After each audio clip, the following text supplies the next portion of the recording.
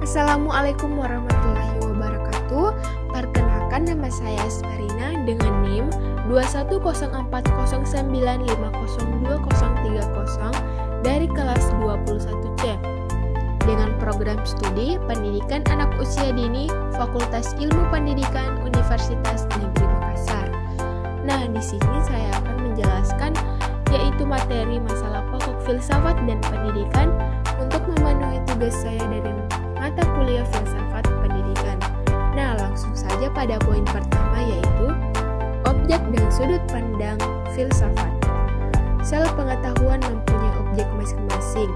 Biologi mempunyai objek tumbuh-tumbuhan, manusia dan hewan. Kimia mempunyai objek unsur-unsur dan materi dan lain sebagainya. Nah, jika kita amati semua cabang-cabang ilmu pengetahuan, ternyata objek alam kuadrat. Namun, dari objek tersebut menimbulkan beberapa cabang ilmu berdiri sendiri. Pandangan kita terhadap filsafat adalah positif dan konstruktif. Nah, filsafat memang mempunyai hubungan dengan kehidupan manusia, karena dari kehidupan itulah kita mengenal filsafat. Jadi, filsafat mempunyai dasar atau gejala-gejala dari persoalan. Objek filsafat sebagai berikut.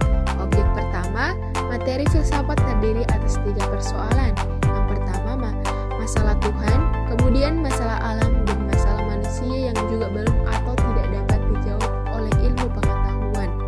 Kemudian, objek yang kedua, formal filsafat, yaitu mencari keterangan sedalam-dalamnya sampai ke akar-akar persoalan, sampai kepada sebab-sebab terakhir tentang objek materi filsafat sepanjang kemungkinannya yang ada pada akal budi manusia. Nah, di samping objek itu, sebenarnya masih ada lagi, yaitu sebagai kesatuan dan kesemuanya itu berupa hakikat dari suatu yang ada. Oleh karena itu, ada juga filsafat yang memperhatikan hakikat, baik itu hakikat tentang manusia, alam, hakikat tentang Tuhan. Nah, penggunaan istilah hakikat di sini sebagaimana pernah kita dapati dalam bahasa Saifuddin Ansari MA tentang objek materi filsafat yang pada garis besarnya dapat dibagi menjadi 3 persoalan. Nah, yang pertama hakikat Tuhan, kemudian hakikat alam dan hakikat manusia. Selanjutnya, ilmu pengetahuan itu sendiri menjadi objek filsafat, yakni filsafat ilmu pengetahuan.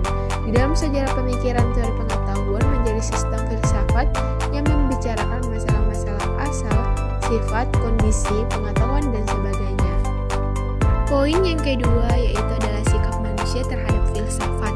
Untuk memudahkan peninjauan filsafat pendidikan, terlebih dahulu akan diketahui bagaimana pandangan, pendirian, atau sikap orang-orang terhadap filsafat. Nah, sesuai dengan macam-macam dan perbedaan pengertian mereka terhadap arti kata filsafat itu, maka dapat kita golongkan sebagai berikut.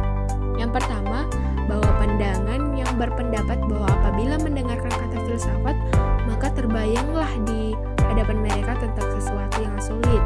Mereka berpendapat aliran filsafat itu merupakan sesuatu alam abstrak, yaitu alam yang dalam dan luas yang hanya dapat dipelajari oleh orang-orang tertentu saja. Kemudian yang kedua, pandangan yang bersifat skeptis, yaitu orang-orang yang berpendapat bahwa berilsafat adalah suatu perbuatan yang tidak ada gunanya, akan membuang-buang waktu saja.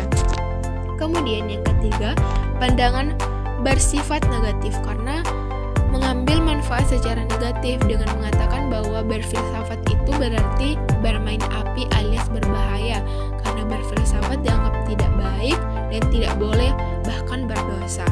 Yang keempat, golongan yang memandang dan sudut pandang positif, yaitu filsafat adalah sesuatu lapangan studi, tempat atau melatih akal untuk berpikir. Poin yang terakhir, masalah esensi filsafat dan pendidikan. Nah, filsafat sebagai ilmu yang mengadakan tinjauan dan mempelajari objeknya dari sudut hakikat, juga mengadakan tinjauan dari segi sistematik. Dalam tinjauan dari segi sistematik ini, filsafat berhadapan dengan 3 problem utama. Yang pertama realitas, kedua pengetahuan, dan ketiga aksiologi. Nah,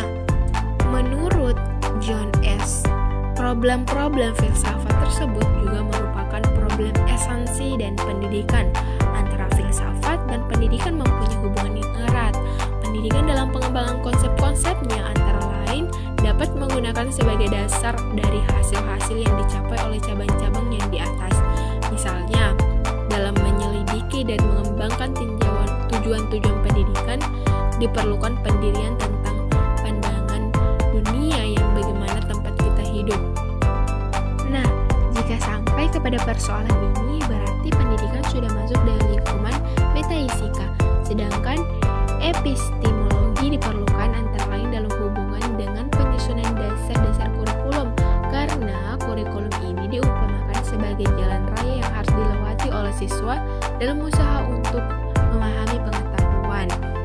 Selanjutnya, aksiologi itu sebagai cabang filsafat yang mempelajari nilai-nilai dan dunia nilai yang menjadi penentu dan dasar tujuan pendidikan. Nah, tujuan pendidikan inilah yang dirumuskan tanpa memperhatikan ajaran dan dunia. Selain itu, aksiologi akan memberikan sumbangan dalam penilaian hasil-hasil pendidikan dan proses pendidikan dalam kedudukannya sebagai gejala sosial, kultural, dan politis, terutama apabila pembahasan pendidikan bersangkutan paut dengan masalah kesulitan dan keberagaman. Nah, itulah tadi yang bisa saya jelaskan sedikit tentang masalah pokok filsafat dan pendidikan. Kurang dan lebihnya mohon dimaafkan. Saya Asbarina mengucapkan terima kasih. Wassalamualaikum warahmatullahi wabarakatuh.